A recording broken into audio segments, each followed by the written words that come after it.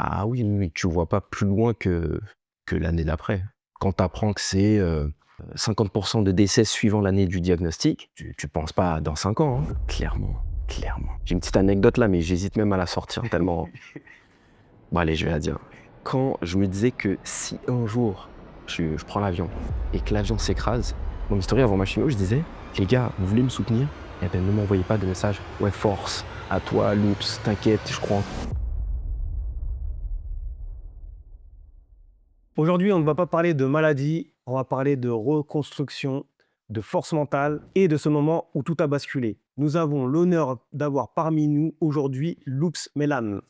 Dans la vie, il y a un avant, un après. Nous allons explorer ces reliefs ensemble. Bonjour Loops, Salut, j'espère que ça va. ça va très bien. Toujours, bah t'es en Bon, forme. ouais, il faut, c'est important. Bah, justement, on va parler de ton parcours, Ouais. de l'avant, de l'après, de cette vie, ce moment qui a changé ta vie. Hmm. Et c'est pour ça que peut-être que ça peut inspirer beaucoup de personnes. C'est pour ça que nous t'avons invité et que tu as gentiment Accepté. accepté de venir pour nous délivrer en fait ce message. Ouais. Donc j'ai plusieurs questions pour toi. Qui étais-tu avant? Bah, la première chose qui me vient en tête là, c'est le manque de remise en question. Donc j'étais une personne qui se remettait jamais en question.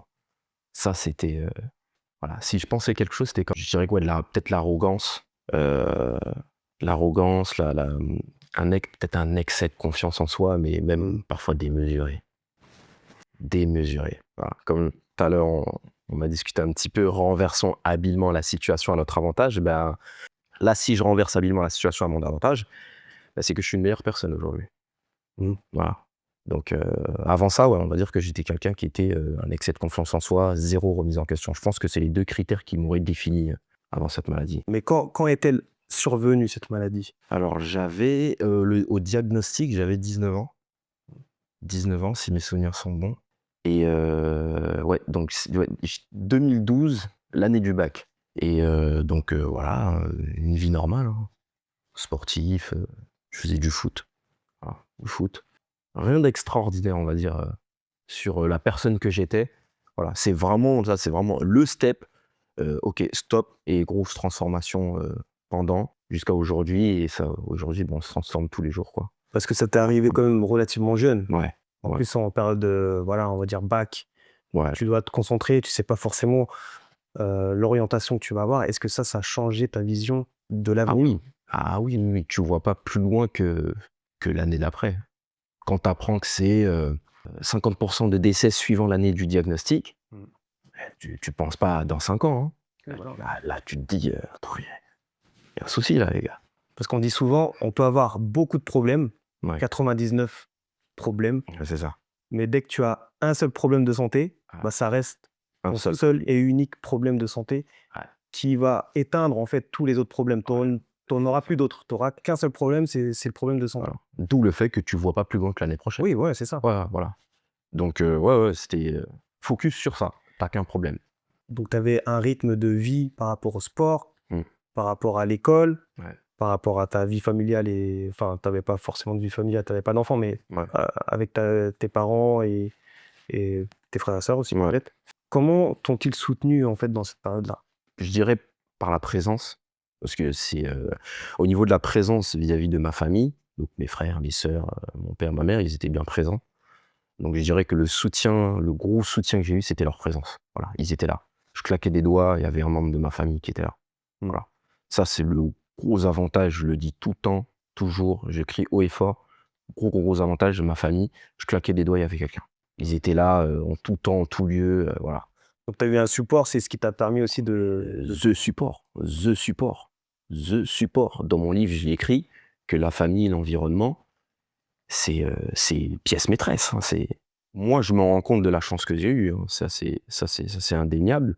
Il suffit qu'on ait fils ou fille unique, on n'a pas une très grande famille, on peut vite se retrouver seul. ouais, Sachant que même parfois, quand on est entouré, on se sent seul. Donc, exactement. il suffit que 2-3 paramètres se mettent, s'alignent et tu t'es vite tout seul, hein. Très, très vite. Donc c'est pour ça que encore merci, hein, pour ma famille, ouais, ils étaient là. Ça, c'est le truc, je peux pas dire le contraire. Et pensais-tu, justement, que tu étais invincible? Clairement. J'ai une petite anecdote là, mais j'hésite même à la sortir tellement. Bon, allez, je vais la dire. Quand je me disais que si un jour je prends l'avion et que l'avion s'écrase, je meurs pas, moi. Ah oui. Ah oui, et non, mais attends. Là, on se dit, bah, c'est Non, jeune et tout. je vois. Les gars, j'y croyais. Moi, je meurs pas, moi. Iron T'es Man. malade. Ah ouais? C'est de fou, quoi. Invincible. Impossible, moi, je meurs pas. Et je me rappelle un jour où ben, j'ai eu une pneumocoque, donc c'était dû à la maladie, mais on ne le savait pas encore parce qu'il n'y avait pas eu le diagnostic. Et on m'avait fait, donc j'arrivais pas, j'avais du mal à respirer. Clairement, j'étais en train de mourir hein, parce que j'avais un germe qui se développait Bah oui. au poumon. C'est en train de se développer et j'arrivais de moins en moins à respirer. Donc au bout d'un moment, ça devenait critique, j'arrivais moins à respirer et j'avais mal. Donc on part aux urgences et là, tout de suite, ils font une échographie un petit peu pour voir les poumons. Et là, sur l'échographie, je vois mon cœur battre. Et en fait, je suis un humain comme tout le monde, en fait. Ah ouais. Je suis un humain comme tout le La monde. dure réalité. Mais là, tu redescends, mon gars, mais tu redescends sur Terre, hein, ok? T'es comme tout le monde, ok? Reste assis, reste tranquille, reste à ta place. Et là, je voyais sur l'échographie, je voyais eux, les médecins, ils faisaient leur job, tu vois. Et moi, je suis là, je regarde l'écho, tu vois, et je vois mon cœur qui bat, tu vois. Ouais. Et en fait, on se dit, c'est bidon, tu vois, mais C'est la jeunesse, en fait. voilà, mais c'est quand tu es l'insouciance. devant le fait accompli, et bien là, quand tu redescends, tu te dis, ah ouais, ok, tu commences à faire un petit peu profil bas, tes petites remises en question aussi. Ouais, j'ai peut-être un petit peu trop fait le malin. Tu es un mortel. Ouais, mais Tu clairement, es un être humain. comme tout le monde. Eh ouais. Ni plus ni moins, mon gars. C'est la jeunesse, en fait, qui donne des ailes. un peu. Ouais, je pense. Ouais. La jeunesse Ouais. et tout, ouais. Ça donne des ailes. J'étais pas, je suis pas dans une famille riche, tu vois, mais j'ai pas manqué de repas. Je suis allé à l'école. Voilà, une vie normale. Mais quand t'es dans la normalité, ben parfois, tu te rends pas compte que t'es bien là, en fait, mon gars. Mm. Voilà. Mm. Mais on te retire un petit peu de santé. Tu vas vite voir, mon gars, que Ah ouais, bah oui. ouais, tu vas vite redescendre sur Terre. Ouais, les compteurs, ils tournent beaucoup plus vite. Ah là là. Tu dis là, Ouais. le temps, Ouais. reste pas beaucoup de temps, quoi. Ben, peut-être que tu vois, là, pendant qu'on parle, je me dis que j'étais moins conscient avant la maladie. Moins conscient de tout ce qui nous entoure, tu vois. Ouais, bah ça te met face à la réalité Ouais. de la vie. Ouais. Bon, il y a la naissance. Mm. Tu peux pas dissocier la naissance de la mortalité, quoi. Oui. Quel était ton rapport au corps et à la santé? Pour moi, mon corps, c'était une machine à performer. Et quand j'ai eu cette maladie, ça, c'est une des premières questions déjà, la première question qui est venue, c'est pourquoi moi? Déjà, pourquoi moi? Hein, on est combien sur la planète et moi? Pourquoi moi? Et pas l'autre à côté, hein, déjà. Et après, je me suis dit, mais comment je vais faire pour performer? Voilà. Maintenant que j'ai cette maladie, j'apprends que j'ai cette maladie, qu'il y a des conséquences, voilà. Comment je vais faire pour performer? Donc, j'avais vraiment conscience que notre corps est un véhicule. J'avais conscience que ce véhicule, bah, du coup, là, il était défectueux. Genre. J'ai vite pris conscience que, voilà, on a besoin de ça, qu'il faut faire attention. Et c'est pour ça, c'est à partir de ce jour-là que j'ai commencé à me renseigner sur la santé, l'alimentation, l'hygiène de vie. Voilà, les fréquentations, la psychologie aussi, parce que la psychologie fait partie de la santé, clairement. Et donc, ça passe par là. J'avais pas une mauvaise relation avec mon enveloppe charnelle, quoi, on va dire. Voilà. Parce que via mes parents, j'ai toujours été bien éduqué dans le sens où il faut pas manger trop de bonbons, faut manger ses 3 repas. Excès, quoi. Pas d'excès, voilà. J'ai le sport qui est un petit peu ancré quand même dans ma famille. Franchement, à ce niveau-là, ça roulait. Et quand il y a eu cette maladie, j'ai eu vraiment cette grosse prise de conscience que, ok, c'est un véhicule, t'en as besoin, mais c'est important plus, quoi. Voilà. Il faut faire attention, il faut faire de la prévention, voilà, et rester proactif en cas de problème. Parce qu'il n'y avait pas d'antécédents dans ta famille. Ah, pour cette maladie? Ouais, c'est Ah une non. maladie ou une autre maladie Non. qui te met en fait dans un environnement où tu as conscience qu'une maladie peut freiner. Je dirais peut-être la le vie normale. diabète, Ouais. les antécédents. Voilà, le diabète, c'est, tu connais, un ravage. Hein. Ouais, c'est un ravage. Mais Aujourd'hui, ouais, ça a ouais. Mais explosé. voilà, moi, je connais bien le diabète. Nos parents ne se rendent pas compte à quel point il faut faire attention quand on a du diabète. Voilà, et que le diabète, c'est un message, ni plus ni moins, que le corps va mal. Le corps va mal. Et généralement, ça ne va pas en s'arrangeant si on ne fait pas le nécessaire. Le moment où tout s'arrête, comment tu l'as vécu mentalement? Le soutien de ma famille, donc ça, je pense que c'est le support. Parce que ça a duré des années, en fait. Ouais, ça a duré des années. Mais après, le sport, hein. Alors là, ma famille déjà, l'environnement, ma famille, voilà, et le sport. Quand je sortais dehors, généralement, c'était pour le sport. Le sport, mes amis, c'est des sportifs. Mes connaissances, c'est des sportifs. Les réseaux sociaux, c'est du sport. Ouais. Tu vois, le cocktail dans lequel j'étais dans une marmite, une bonne marmite, tu vois. Et je me dis que ça, c'est une bénédiction, en fait. Et t'avais pas plus de fatigue par rapport à ça? Ben, alors, je vais te dire ce que les médecins m'ont dit. Ils m'ont dit, heureusement que vous faites du sport, parce que si vous ne faisiez pas de sport, vous serez encore plus fatigué que là. Donc j'avais cette fatigue, mais comme mon corps est habitué à faire du sport, donc à la fatigue, ça passait crème en fait. Ouais, ouais.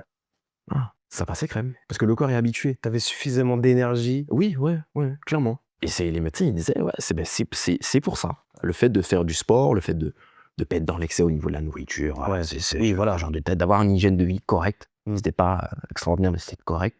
Mais ça aide, ça aide. Donc c'est pour ça que j'encourage les gens à faire du sport, manger correctement, éviter les excès, voilà. Et pareil, Prendre soin de soi. prendre soin de soi et le social, donc les amis, Ouais. et les connaissances, les fréquentations et la famille. Le jour où tu t'es dit, je dois me battre, c'est arrivé à quel moment? Je dois me battre. Je me suis jamais dit je dois me battre, mais je me suis battu. Premièrement, en me posant des questions. Ok, c'est quoi cette maladie? Qu'est-ce qu'elle fait? Où est-ce qu'elle agit? Donc tu connais le dicton, hein, 90% de sa concentration sur la solution et 10% sur le problème. Mais là, j'étais dans les 10%. Dans les 10%, c'est quoi cette maladie? Ok, c'est quoi les effets secondaires? Ok, combien de temps? Les risques de mortalité? Voilà. Ok, on identifie le problème dans les 10%. Maintenant, on passe aux 90%. L'environnement, ça revient tout le temps, tu vois. L'environnement encore, ça revient tout le temps. Donc l'environnement, bon environnement. Le sport, voilà, bien manger. Voilà. J'étais en chambre stérile, un post-it, je notais mes questions. Et quand le médecin venait, allez, c'est parti interrogatoire. Donc ça, le médecin qui faisait le cours. Voilà, c'était un hématologue. Voilà. Donc il y a des questions qu'il ne pouvait pas trop répondre, parce que lui, sa spécialisation, c'est le sang, voilà, les cellules sanguines. Et quand il repartait, ben, forcément, dans une chambre stérile, tu es tout seul. Ah oui. Donc tu as le temps de cogiter. En fait, toute cette attitude proactive voulait dire, il faut que je me batte. Je me le suis pas dit, mais je l'ai fait. Voilà. Et tu étais hospitalisé combien de temps comme ça? Alors, j'ai été hospitalisé une semaine non-stop pour faire des examens, pour trouver c'était quoi le problème, parce que j'avais juste mes résultats sanguins qui étaient au plus bas, donc on ne savait pas pourquoi, donc ils se renseignaient. Tout était bon, voilà. Donc c'est jusqu'à ce qu'ils viennent prélever de la moelle osseuse, et c'est là qu'ils ont vu qu'il y avait de la pauvreté au niveau des cellules souches, et le diagnostic qui n'était pas définitif était aplasie médulaire. Voilà, donc le nom de la maladie. Et après, donc ils m'ont laissé sortir, je crois, peut-être 2 semaines, et ils m'ont dit, mais par contre, tu vas falloir revenir pour 1 mois non-stop pour un traitement, donc la chimiothérapie. Après la chimiothérapie, je suis sorti, l'éducation, on se remet un petit peu dans le bain. Ça, c'était après le bac, j'ai appris que j'ai eu le bac en chambre stérile. Et voilà. Ouais, c'était une bonne nouvelle. T'as donné la lumière. Pas tant que ça. Ah oui? Ouais, pas tant que ça. C'était un goût amer ou c'était comment? Non, c'était... même si je l'avais pas, je suis en chambre stérile, mon gars. C'est ça. Ça va t'aider pour après, là, pour combattre ta maladie. Voilà. Le lycée m'avait envoyé des devoirs, j'ai rien fait. Ouais. Bah oui. Combien de temps t'étais resté à l'hôpital? 1 mois, en tout cas en 2012, 1 mois. Voilà, 2012, 1 mois. Ce qui est long quand même. Hein. C'est long. En chambre stérile, c'est long. C'est long. Bah oui, parce que t'es isolé. Ouais. T'avais droit à beaucoup de visites? Une visite par jour. 2 visites maximum. Mais sinon, dans l'idéal, 1 visite par jour. Et quand on vient 30 visites, c'était masque, Ouais. voilà, blouse. Là, c'était dans des conditions. Oui, ouais. Bah oui, parce que la chimio, en fait, elle détruit ta moelle osseuse. Donc, tu as 0 défense immunitaire. Donc, n'importe quel microbe peut te plier en 4, en fait. Et ça, tu le vois, quand tu es en chambre stérile, tu le vois par rapport à la qualité de ta peau. Tu vois que ta peau, elle est nickel. Ah ouais? Bah oui, tu es constamment hydraté, parce que tu es perfusé. Tu es constamment hydraté, donc hydraté avec du sodium, de l'eau. Tu as 0, t'as pas de... Et la pollution extérieure, quoi. Oui. Sachant, parce que l'air est recyclé, tu es dans une chambre hermétique, enfin, qui est pressurisée. Donc, t'as des conditions, t'as de très bonnes conditions. Ta peau, elle est nickel. Ah ouais. Et tu sors, une fois que tu sors de chimio, au bout d'une semaine, tu commences à avoir des petites impuretés. C'est ce qu'on appelle les boutons noirs, les trucs comme ça. Tu commences à. Voilà. Bah, bienvenue dans la vie réelle, quoi. C'est ça. Dans la vie de tout. Ouais. Tu avais des séquelles au niveau du corps, donc tu étais affaibli quand même. Mhm. Et qu'est-ce qui t'a permis de tenir et de te relever après tout ça? Bon, pareil, je me répète, mais l'environnement, la famille, mais surtout les objectifs. J'ai pas été down. Ouais. Franchement, j'ai pas été down. J'avais une équipe de street workout, donc j'étais leader de l'équipe. Et le fait de voir que les gars, ils continuent à s'entraîner sans moi, tu vois. Moi, je dis, les gars, m'attendez pas, mais moi, j'arrive. Hein. Vous inquiétez pas, j'arrive. Donc, même, on m'avait envoyé une psychologue en chambre stérile, parce qu'on fait attention quand même La psychologie. à la psychologie. Et moi, je faisais exprès de lui parler que de sport et de mes performances. Et quand elle essayait de rediriger le sujet un petit peu sur la maladie, eh ben moi, je redirigeais le sujet sur le sport et les performances. Hein. On reste focus, sport, performance. On en parlait, post-émetteur, récepteur. Voilà, moi, je vais être sur la fréquence du sport et de la performance. J'ai pas le temps avec cette maladie. Tu vois, Oui, comme ça, en fait, tu arrives à te projeter. Voilà. Parce que si tu te mets sur la maladie, tu te projettes moins. Oui, oui. Et tu restes sur la maladie. Ouais. Tandis que si tu tournes la tête, tu regardes les performances là-bas, tu regardes ce qui est possible, ce qui est accessible, tu regardes c'est tes projets, eh ben on avance quoi. On avance, on avance. Et moi, je voulais rentrer dans l'armée. Ouais. Donc j'ai retardé entre guillemets mon entrée dans l'armée par rapport à cette maladie, pour pas griller ma chance, parce que généralement quand on te réforme, c'est définitivement. Mais j'ai trouvé une astuce pour voilà. Je suis pas rentré tout de suite. Voilà. Parce que si j'entrais tout de suite, j'allais griller ma cartouche. J'avais pour objectif de rentrer dans l'armée, j'avais pour objectif de performer, j'avais pour objectif aussi de garder quand même un minimum de crédibilité en tant que leader de mon équipe. Donc il y avait des objectifs. On avance. Les objectifs, ça permet d'avancer. Un sentiment d'accomplissement, tu vois, on avance, le sentiment d'accomplissement, quand tu es fier de toi, tu regardes ton travail, là, t'es bien, là, tu vois. Et parfois, t'oublies que t'es malade. Parfois, quand tu essaies de trop performer et que tu pousses un petit peu le bouchon sur la mécanique physique, le corps te rappelle à l'ordre, te dit, mon gars, n'oublie pas que t'es malade. Surtout en athlétisme. Oh là là, laisse tomber. Je fais deux sports, l'athlétisme et le street workout. Mais c'est quelle ta discipline là, dans l'athlétisme? Sprinter. Sprinter, ok. Sprinter, oui, pas le choix. 100 mètres 100 mètres, 60 mètres, principalement. Voilà. Le 100 mètres pour travailler quand c'est possible. Ouais. Mais ouais, les objectifs m'ont permis d'avancer et m'ont permis parfois d'oublier que j'étais malade. Après, quand j'ai écrit mon livre, je me suis renseigné sur une étude qui a été menée aux États-Unis par une neuropsychologue américaine, Patricia Boyle, qui a fait une étude sur 1200 personnes âgées, donc un groupe qui avait des objectifs et un groupe qui n'avait plus d'objectifs. Et oui. Voilà.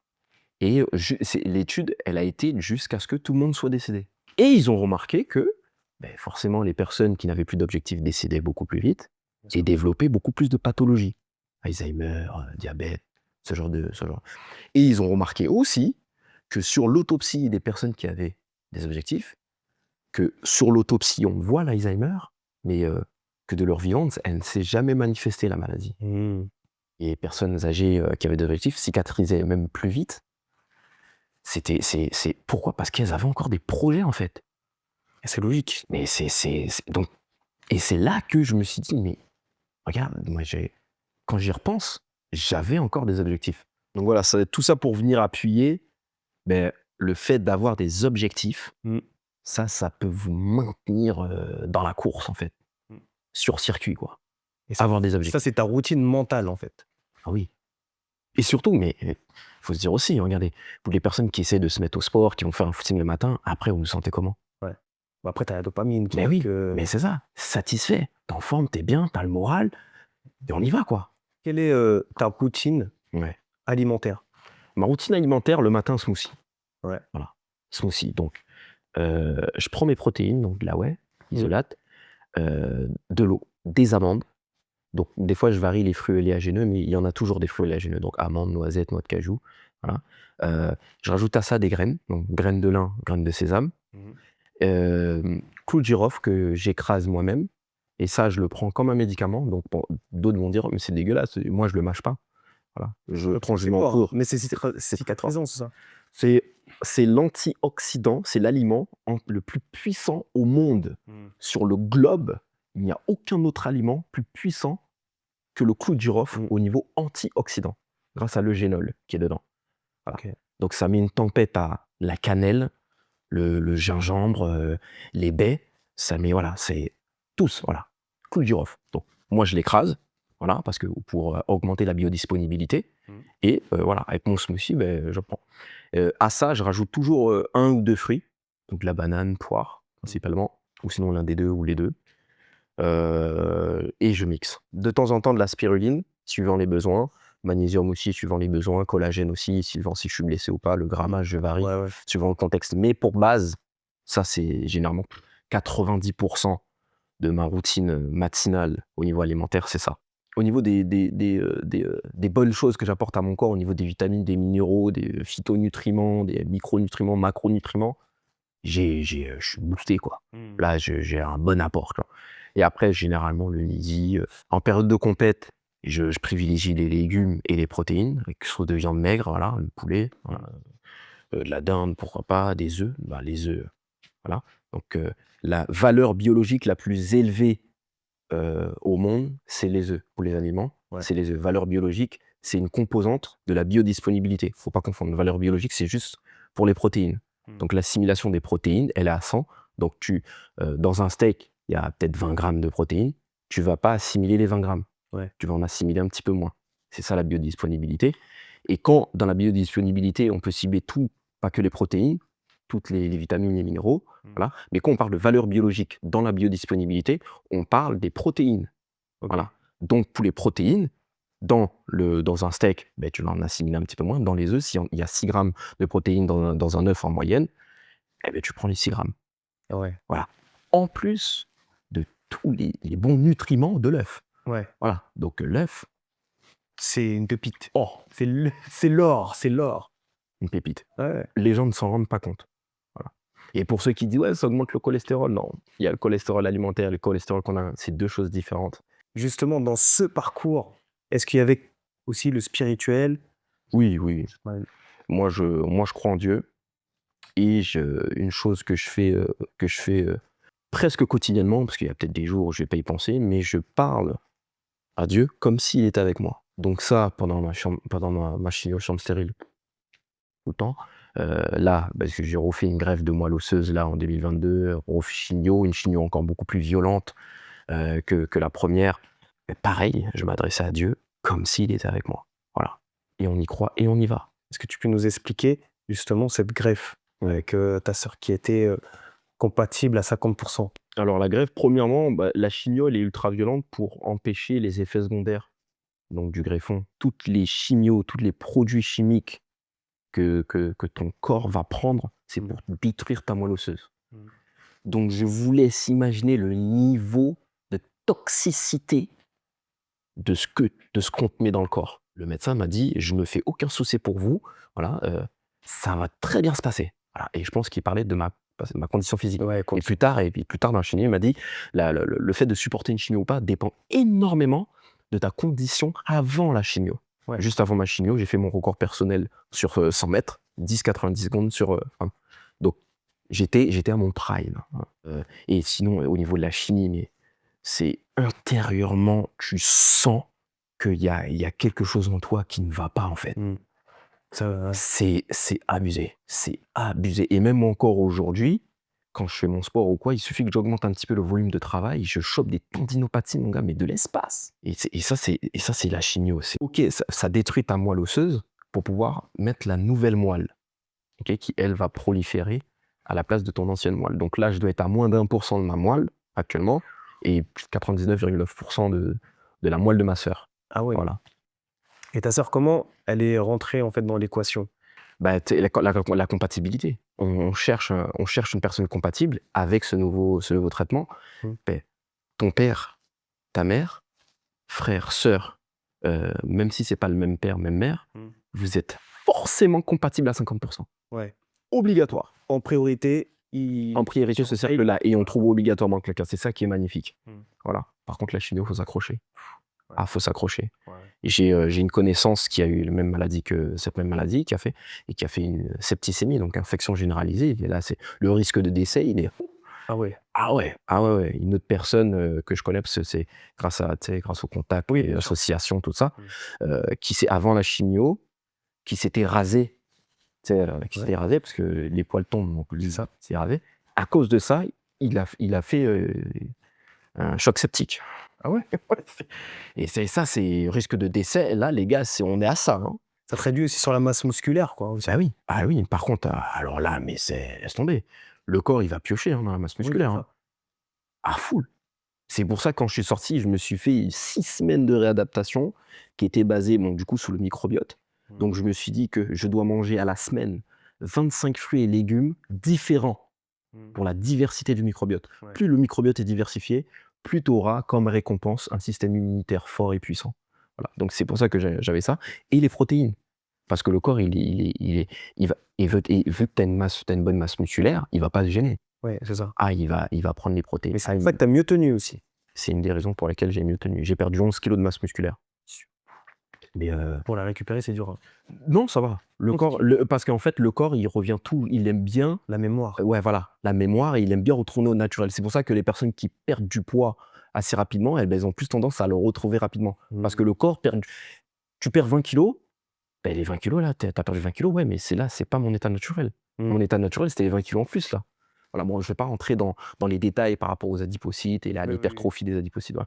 Mais voilà, le corps aime bien ce qui est au naturel. Moi, au naturel, j'étais à mes 80 kilos, masse musculaire, sportif et tout. Donc le corps, j'ai perdu les 20 kilos, mais naturellement, il tend à remonter. Donc tu remanges bien, tu te réadaptes et tout. Voilà, j'ai 2 siestes par jour hein, quand je tente la chimio. Oui, mais bon, Ouais, t'es mort, mec. mais t'es obligé de dormir. Mais le corps. On dit que c'est la date à laquelle tu te fais greffer, ben on dit que c'est ta deuxième date de naissance. Parce que comme tu te fais greffer d'une nouvelle moelle osseuse, tu as un nouveau système immunitaire. Et tu dois refaire tous tes vaccins de quand tu étais bébé. Donc l'hépatite, ceci, Tout. là. Ah, ça, je savais pas. Comme le bébé. Oui, c'est pour ça qu'on te parle c'est ta deuxième date de naissance. Donc moi, je suis né, ma deuxième date de naissance, c'est le 25 août 2022. Et en fait, tu dois rééduquer ton système immunitaire, d'où les 25 fruits et légumes différents à la semaine. Tu vois, tout est millimétré, c'est faux. Et ça, tu l'as fait pendant combien de semaines, ça, du coup? 6 semaines. Et mes calculs, ils étaient bons, parce qu'au bout des 6 semaines, j'ai pu recommencer. Déjà, j'étais plus à 2 siestes par jour, et j'ai pu recommencer à faire le sport tranquillement. Même si mes séances de sport elles duraient 10 minutes. Ouais. Mais j'y suis. 10 minutes, ok, mais j'y suis. Non, mais Sous chimio, je faisais mes séances de sport. Ça durait 5 minutes, mais ma séance de sport était faite. c'est ça. Elle est faite. Et tu sais quoi? Et grâce à ça, ben, en moins d'1 an après ma chimio, j'ai quand même maintenu mon niveau national en athlétisme. Parce qu'en moins d'1 an, j'ai refait un 100 mètres et j'avais fait 11 secondes 10, 11 secondes 05, je crois, entre les deux. Et niveau national, c'est 11 secondes 14. Et j'ai fait en dessous. Donc, j'ai maintenu mon niveau national en moins d'1 an après la chimio. Ça, une fois que la satisfaction. Bah oui. Tout ce que j'ai fait, ben, ça a été utile. J'étais fier de moi, j'étais content. Voilà. Aujourd'hui, j'essaie d'éclater mes records, c'est un peu dur, mais ouais. Ouais, là, c'est l'objectif. Après, il y a plein de choses qui rentrent en jeu aussi, avec l'âge, avec, voilà. Ouais, l'âge, tu le vois. Ouais. Faut dire ce qui est, quoi. Ouais, faut dire ce qui est. Mais voilà, je me dis que on reste quand même proactif. Voilà. Oui. Le corps humain, c'est une machine qui est extraordinaire, qui s'adapte très bien, mais il faut faire les bonnes choses. Qu'as-tu appris sur toi, tu n'aurais jamais appris autrement? Ouais, c'est pas mal, ça. Ouais, bah, en plus, j'ai une big anecdote. Le don d'organes. Avant la chimio, j'étais contre. Ah ouais. Est-ce que tu te rends compte du bordel? Bah oui. Bah oui, ça te change la vision des choses. Mec, t'es contre quelque chose et boum, tu te rends compte que bah, t'es contre ça, mais t'en as besoin, mec. Ben voilà. Donc maintenant, je suis fou pour, tu vois, don d'organes, tu vois. Voilà, donner. Entre 2015 et 2022, parce que ma rechute après ma chimio de 2012, elle a commencé en 2015. Les résultats sanguins, ils descendaient. 8 mois avant ma greffe, j'allais à l'hôpital 1 fois par semaine pour me faire transfuser du sang. Oui. Ben, t'es contre, mais par contre, tu utilises le truc 1 fois par semaine, mon gars. Faut qu'on m'explique. Tu vois? Donc là, tu t'avoues vaincu, entre guillemets. Ouais. Grosse remise en question, et finalement, tu te dis, tu pensais excuse-moi du terme, mais tu pensais comme un connard, en fait. Il y a que les cons qui changent pas de nez. Mais là, clairement. Si tu devais résumer cette épreuve en une force, L'acceptation. L'acceptation de toi ou des autres? de ce qui t'arrive. Donc ça passe par tout, tu vois. T'imagines, tu chopes cette maladie, en même temps ta femme te quitte, ta mère elle décède, tout ça. C'est, Exactement. frérot, faut encaisser tout ça. Tu vois, faut encaisser, mais surtout faut accepter. On n'était pas dans une illusion là. T'es là, tu vois. T'as pas le choix d'être fort. Tu dois avancer, t'es obligé d'être fort pour pouvoir atteindre un objectif dans un certain contexte, dans une certaine situation. T'es obligé. Et comme tu as dit, l'adaptation. L'adaptation. Et l'acceptation. Tu t'acceptes ce qui t'arrive. Et tu t'adaptes. Tu t'adaptes. Et t'avances. Voilà. Ouais. Facile à dire, pas facile à faire, j'insiste. Une mère qui m'avait contacté encore, sa fille, donc Carole, qui m'a contacté parce que sa fille, 12 ans, à Place des Médulaires aussi, l'île de la Réunion, voilà, qui est décédée à 12 ans, t'imagines, toi. En 12 ans, c'est... Et c'est là que tu te dis, j'ai de la chance, en fait. J'ai de la chance, ni plus ni moins, tant bas. Hein. J'ai de la chance. J'ai la chance d'être là, j'ai la chance de pouvoir performer, j'ai la chance... Eh ben, j'y vais, quoi, tu vois. Et je passe les big ups à ceux qui n'ont pas eu cette chance. Tu mets la maladie en priorité, bah forcément, tu vas rentrer plus en dépression et la dépression, ça va augmenter aussi. Mais oui, tu vas le alimenter. mal-être en toi. Voilà, Tu vas alimenter. tu vas alimenter, en fait, Mais là, le stress. j'ai un bon exemple. Norman Cousin, un gars qui avait une spondylarthrite ankylosante. Donc, je me rappelle plus exactement ce que c'est, mais je crois que c'est des douleurs dans le dos, un blocage qui fait que bah, tu peux même ne plus marcher par rapport à la douleur, etc. Et ce gars-là, il est parti de l'hôpital, l'environnement de l'hôpital, il est parti de l'hôpital. Je crois qu'il avait un peu de formation, je crois soit de journalisme ou soit de médecine, et il s'est envoyé que des films et des séries et des visus qui faisaient rire. Que ça. Et il a surmonté sa maladie. Mon historien avant ma chimio, je disais, les gars, vous voulez me soutenir? Eh ben, ne m'envoyez pas de message. Ouais, force, à toi, Loops, t'inquiète, je crois en tout. Je sais que vous me soutenez. Tu veux vraiment me soutenir? Envoie-moi des vidéos qui font rire. À un moment, sous chigno, j'étais en train de douiller, je pleurais de rire. On m'avait envoyé la vidéo d'un gars qui était bourré, qui marchait bizarre et tout, et en même temps qu'il marchait dans la rue, il avait poussé quelqu'un qui était tombé, une autre personne avait bugué, bref, c'était une succession. J'étais plaigné de rire, mon gars. J'étais mort sous chigno. Dans la douleur. Ouais, dans la douleur. Et à moi, j'avais dit, les gars, dosez un petit peu, parce que là, je rigole trop, ça me fait mal au cœur. Mais j'avais mal au cœur tellement je rigolais. J'étais en train de douiller. Mais je rigolais, mon gars, je pleurais de rire. Il était, je crois, 2 heures du matin. Des gens que je connaissais même pas sur les réseaux, qui m'envoyaient des vidéos. Ouais, ils m'envoyaient des vidéos. Ils m'ont même pas bonjour. Je vois ça envoie des vidéos. Regarde. Pépite. Et d'ailleurs, voilà, le soutien. Et après, j'avais félicité. Enfin, j'avais remercié toute la communauté sur les réseaux sociaux d'avoir joué le jeu. Magnifique. Une citation, Il y a sport que il y en a une qui est tu te dis, que tu te répètes pour t'encourager ou te donner de la force, ou même donner de la force à ceux qui ont peut-être les mêmes pathologies que toi, tu vois. Je dirais, mieux vaut penser le changement que changer le pansement. Celle-là, elle est pas mal. Ouais, La prévention, tu vois, quand on te dit de faire attention et tout. Tu vois. c'est ça. Voilà. Faire attention. Voilà. Ne pas traiter les choses importantes, ben, tu finiras par devoir traiter les choses urgentes. Et ouais, si tu fais pas l'entretien de ta voiture, au bout d'un moment, il va te lâcher, mon gars. On est toujours dans l'urgence. Et ouais. Renversons habilement la situation à notre avantage. Même quand t'es dans la merde, répète cette phrase. Où est-ce que je peux trouver l'avantage du bordel dans lequel je me trouve là? Comment je peux... Voilà. Bah, extraire le positif pour passer ce que... Exactement. Avec tout ce que je connais, je pourrais écrire un livre, mais avec tout ce que je ne connais pas, je pourrais ouvrir une bibliothèque. Parce que je me suis rendu compte que plus je me renseignais, et plus je me rends compte que je connais rien, et plus tu te rends compte de la dimension du corps et de tout ce que tu peux apprendre, et de la psychologie, la spiritualité. Tu te rends compte qu'il y a tellement de trucs que tu dis, en fait, on connaît rien, en fait. Ouais. Et ce que j'apprends aujourd'hui, demain, c'est plus valable. Ah oui, parce que ça évolue en plus. Ça évolue. Mais tu t'es documenté du coup par le personnel soignant quand tu étais Ouais. hospitalisé, Mhm. mais aussi en dehors, sur les réseaux sociaux, ou les articles, ou Articles, t'achetais des livres. articles, études, livres et même thèse de médecin. Et ce que tu visualises se matérialise. Voilà, ça c'est pas mal aussi. Ça, c'est bien aussi. Voilà, ce que tu visualises se matérialise, donc tu dois visualiser ta guérison, tu dois visualiser l'accomplissement de tes objectifs. Voilà. Et trop d'analyse paralyse. Te prends pas la tête, fais ce qu'il y a à faire et fonce dernier. Ouais. Moi, il y en a une que j'ai inventée. Ne pas connaître tes devoirs peut te supprimer tous tes droits. Parce qu'on aime bien faire valoir, moi j'ai le droit de ça, j'ai le droit de ça, j'ai le droit, j'ai le droit. Mais est-ce que tu connais tes devoirs, frère? C'est ça. Est-ce que tu sais ce que tu dois obligatoirement faire avant de faire revendiquer tes droits? C'est vrai aussi, ça. Ça, c'est avec l'expérience Ouais, cœur de moi, tu vois. l'expérience un peu. Bon, en tout cas, merci Loops. Mais merci à toi pour l'invitation. Quel parcours. Ouais. Franchement, c'est un leitmotiv, c'est une inspiration de détermination que Ouais. tu nous as partagé aujourd'hui. Mm. On te remercie de nous avoir partagé en fait tous ces moments que tu as vécus. Ben, écoute, merci à toi, merci de m'avoir donné l'opportunité de pouvoir partager ça.